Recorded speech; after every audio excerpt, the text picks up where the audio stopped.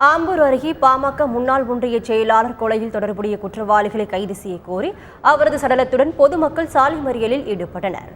வேலூர் மாவட்டம் மாதனூர் அருகே உள்ள பாலூர் கிராமத்தை சேர்ந்தவர் சின்ன பையன்.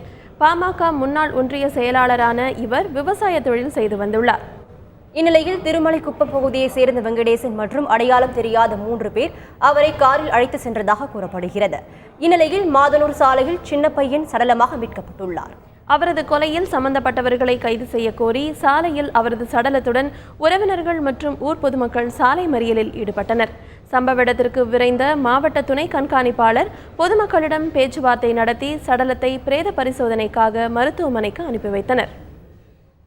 எங்களுக்கு நாங்கள் இங்கே வீட்டான ஓட்டியான்னு சொன்னாங்க சார். எங்கள் ரோட்டில் போகிறவங்க இந்த மாதிரி யாரும் அடிச்சு போட்டுக்கிறாங்க. அதுக்கப்புறம் நாங்கள் வந்தோம் சார். ஆனால் கூட்டுக்கு அந்த வெங்கடேசன்றவங்க தான் சார் கூட்டுக்கு அவங்க சாமிநாதன் கடை சிக்கன் கடையான வைக்கிறாங்க சார். இவங்கெல்லாம் கும்பலாக வைக்கிறாங்க சார். இந்த பைசா பிரச்சனை எதுனா என்னன்னு தெரியலைங்க சார் நம்மளுக்கு.